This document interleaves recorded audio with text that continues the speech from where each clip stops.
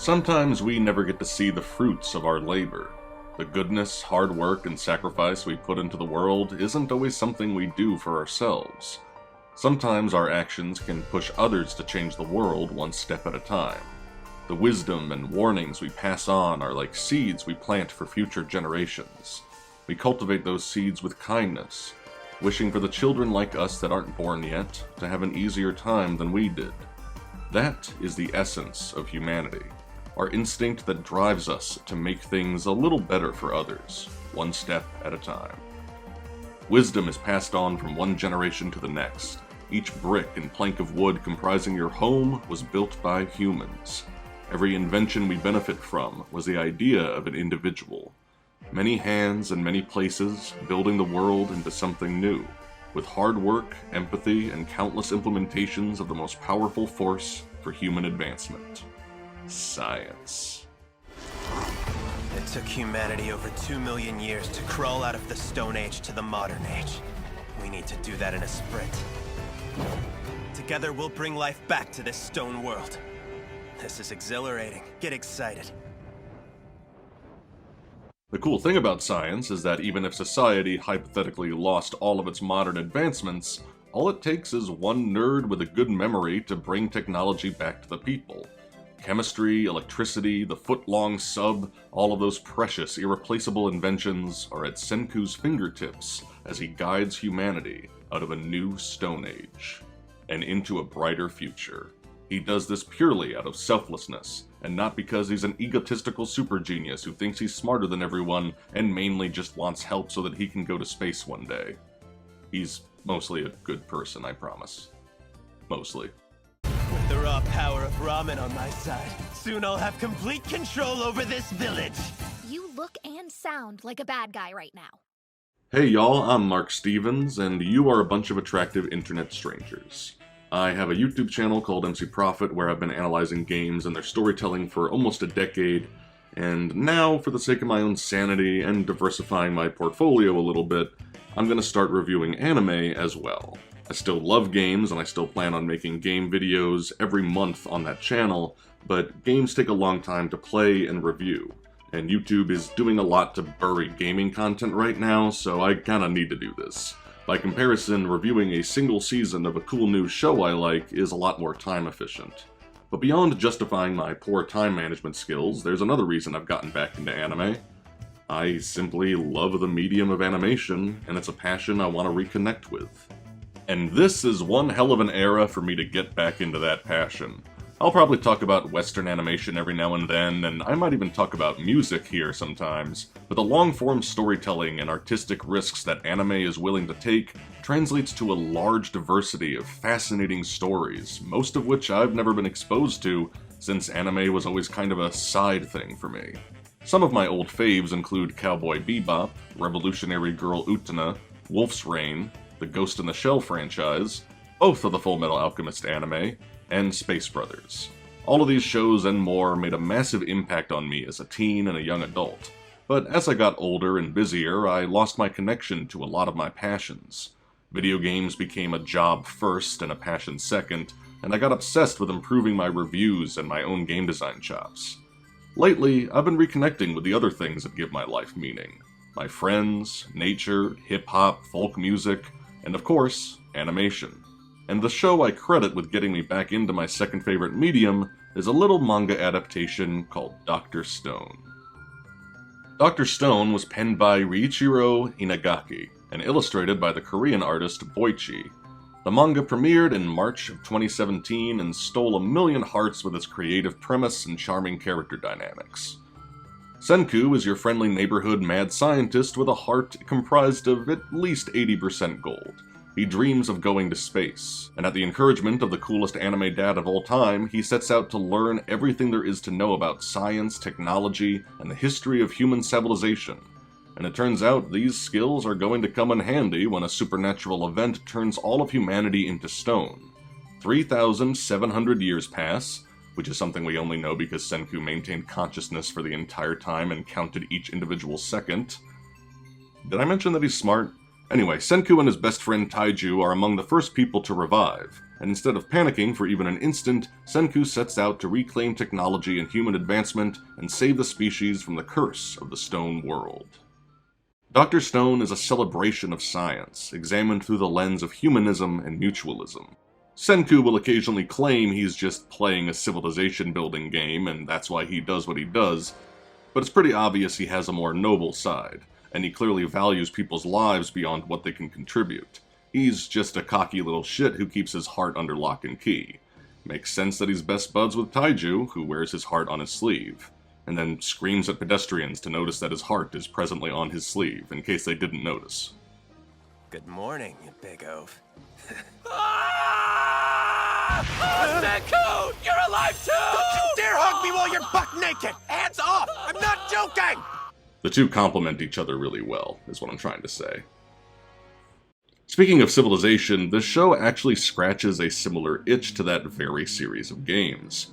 Those games get pretty addicting. You start each new turn with new technology, culture, or social developments, and then you see how you can apply those things in different ways to give yourself an advantage.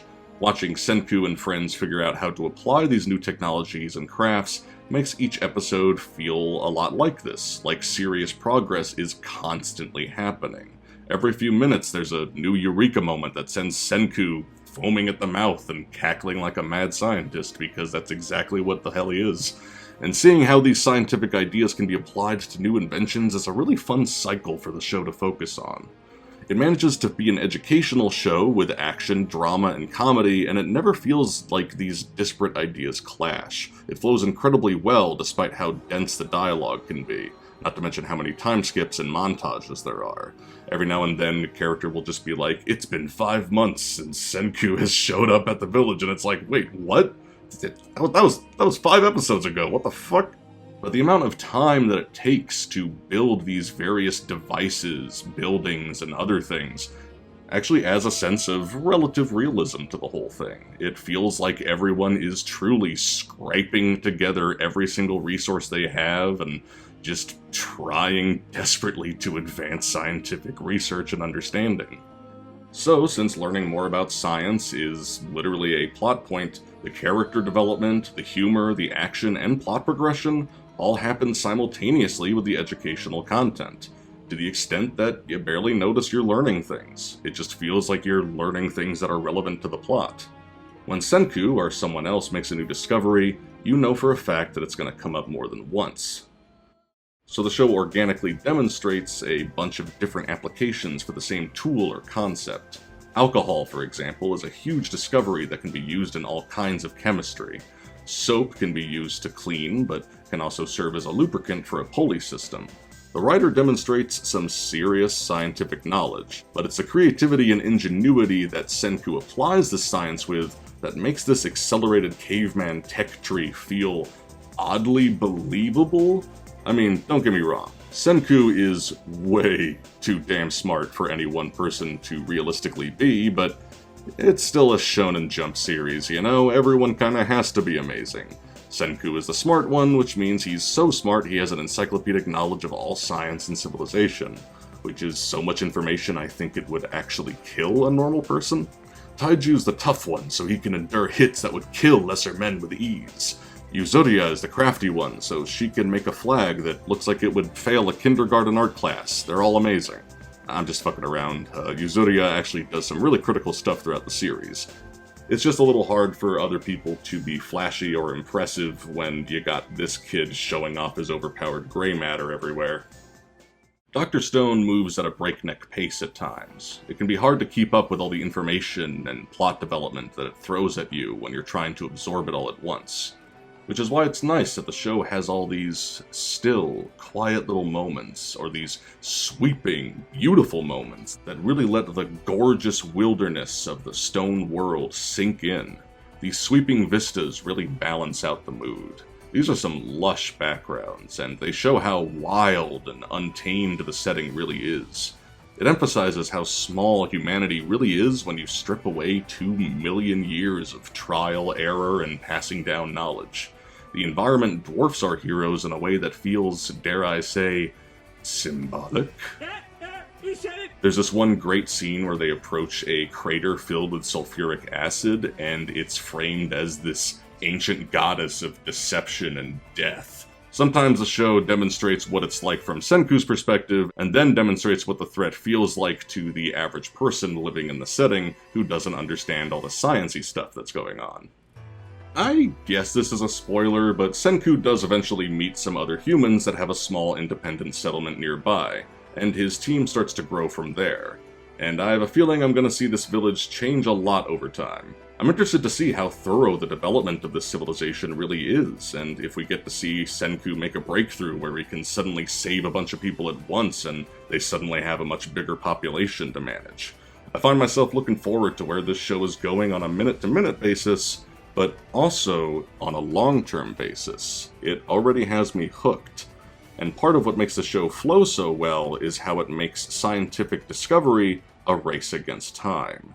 New urgent issues, diseases, and conflicts with the Tsukasa Empire force the team to build new structures, make new weapons, new tactics, etc.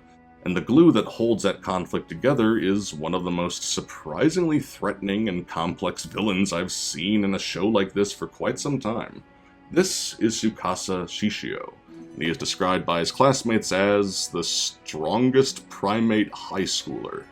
Getting nicknames in Japanese schools sounds like it's either amazing or terrifying. My high school name was most likely to become an internet pseudo-celebrity with constant existential dread. Gotta say, my friends knew me pretty well. Living up to his moniker, Shishio is the overpowered brawn to Senku's overpowered brain, and he has a very different plan for the new age. Instead of reviving everyone like Senku eventually wants to do, Shishio wants to destroy all older adults, and apparently even young children, so he can favor teens and young adults with above-average physical fitness. But in terms of his methods, I mean, he's culling people, and he's debatably a eugenicist. He justifies his murder spree by saying that he wants to create a new world, free of the old world's corruption, hedonism, violence, and conflict. And he's willing to get his hands as dirty as they have to be in order to create his new perfect world. I would basically describe his philosophy as batshit crazy person trying to justify their cruelty and superiority as principle. I had to read a book by one of those people once, I don't recommend it. He is a somewhat nuanced character though, and he has some serious hesitation when it comes to killing people who are, actually revived. Just, again, he's also kinda batshit crazy. Speaking of batshit, you want to know the exact instant I knew this guy wasn't going to be a simple villain? Bats. Touching it turns my finger yellow. I see. So the miracle fluid is just nitric acid. Oh god, he knows what nitric acid is. Oh no, he figured out that they're making gunpowder. I'm going to sever your cervical nerve. Oh god, he studied anatomy! Yeah, in addition to being a way stronger combatant than anyone else in the show, Shishio is, as far as I can tell, one of the smartest and most calculating people in the series. He actually remembers a lot of information about the old world, just not as much as Senku, and in some ways he might be a better strategist, at least in terms of combat scenarios. Because of this, and his general wits, he's actually able to see through Senku's deceptions fairly often. If Shishio was just another dumb brute with a vicious philosophy, that would be one thing. But he's a perfectly strong caveman with a modern education, modern intelligence, and an overwhelming charisma that makes people just want to follow him. And that makes him horrifying in a situation where most of the main cast can't directly fight very well. This conflict creates arm races and a need to build alliances. Shishio just does a good job of feeling like a constant threat that's always looming over the horizon or about to show up, and seeing the Kingdom of Science try to outpace the growing military might of the Tsukasa Empire is really intense. From beginning to end, the through line of the story is remarkably engaging, and the emphasis on science as something that should ideally be used to benefit everyone is a constant thematic focus. There's one scene where a character who can't see very well finds out about corrective lenses, and it's framed as a really beautiful, hopeful moment, like she can finally overcome this disability. And Senku's language concerning disabilities is also strikingly sensitive, which kind of betrays his true character, considering how insensitive he can be at other times. Senku's first home is a little raised hut, which is based on lots of historical dwellings, especially ones in jungle environments, and his first lab is just a shed with some basic containers and supplies for chemistry and brewing. And there's something so visceral about those early episodes, and it takes so long to get anything done. You either see the process that made these things, or you can intuit the method of an item's creation just by looking at it. Nothing ever feels out of place or like it's unexplained how Senku figured something out. The situation feels desperate, but not in a grim way. It feels exciting and hopeful, just because the two main characters we start with have a lot of chemistry, and god damn it, I didn't even mean to make that joke. Taiju and Senku make up for each other's weaknesses in more ways than just the workload. Taiju is very much the heart of the team, and Senku is the brain, but they're very good at bringing out their corresponding values in other people. Senku even picks up an apprentice pretty quickly. Senku would come across as kinda heartless and callous if he didn't have his friendships bringing him back down to earth, and Taiju feels things with his whole chest. I think that's the best way to put it.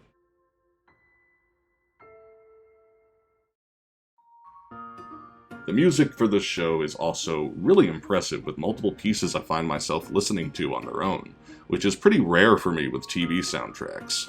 One of my favorite tracks frequently accompanies Senku's most contemplative moments of problem-solving or construction. It's a steady, dedicated rhythm punctuated by some wonderful strings and bells, representing the flow of one idea to the next, with the instrumentation slowly ramping up in complexity as a plan nears its completion.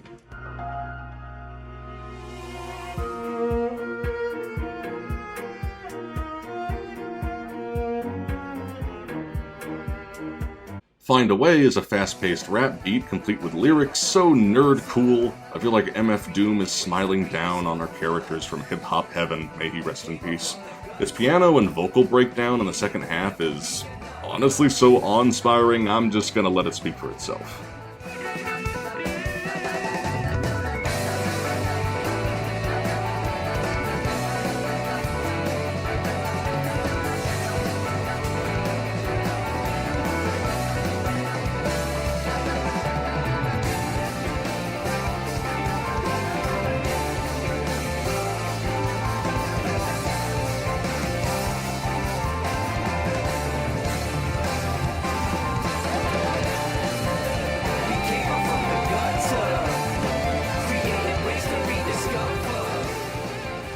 Another great rap track is Yeah, My Team's Amazing.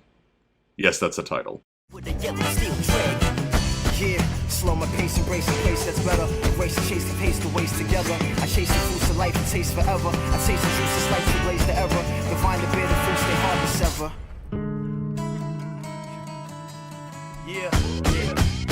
There's a lot of good hip-hop in this soundtrack, which is not what I was expecting from a caveman science anime, but it is incredibly dope. I'm glad the best music genre in human history survived the apocalypse. At least it's not all bad, huh? Unfortunately, if I play any of the opening or ending themes for any anime in one of these videos, YouTube says they'll send a copyright lawyer to stab the kidney they didn't stab last time. But rest assured, the intro song Good Morning World is a bop and a half, with mellow but expressive visuals that gradually wrap up in intensity, much like the story itself. Dr. Stone is a rare kind of gem. I've never seen a show play with the conventions of the shonen action genre in quite the same way. The battles focus on mind games, clever deception, and careful teamwork, and no individual character feels super overpowered in any of the action sequences, aside from Tsukasa. If I had one complaint, it would be that this isn't a super fluidly animated show when it comes to action scenes. But given how beautifully rendered the character and background art is, combined with some stellar voice acting in both English and Japanese, I think I'll let it slide. It's hard to animate such detailed characters, but they managed to capture the vivid designs of the manga really well. In case it's not obvious, I heartily recommend both the show and the manga it's based on, and I can't wait until I inevitably catch up with Season 2 and have to fight the urge to read ahead. I'm already really invested, not gonna lie. And that was my first anime review. It was honestly a blast. I really needed to tackle something a little different just to spice things up. and having a whole new medium to discuss really gets me excited for the future. I plan on covering anime both new and old, occasionally covering Western animation, and maybe I'll do some hip-hop and folk song reviews. Reviewing music is kind of a gamble on YouTube, so I'm not sure I want to risk it for that particular biscuit, but we'll see. What are some other anime you'd like to hear my opinions on? And to add another question, how did you like my first review on something that wasn't a game? I mean, I reviewed a Jay-Z song once, but YouTube yelled at me. I'm new to discussing animation, but I tried to be as thorough as I am on MC Profit when it comes to games. Any feedback is always super helpful. If you enjoyed this video, maybe consider supporting my work on Patreon. Both of my main channels are sustained by that one account, so the patrons deserve a huge thank you for being so open-minded. I'll always appreciate y'all supporting what I do. If you're totally new to my stuff, I recommend checking out the links in the description or at the end slate to see my recent game reviews and story analyses. Until next time, I'm Mark Stevens, and I hope you have a great day today and every day. Later.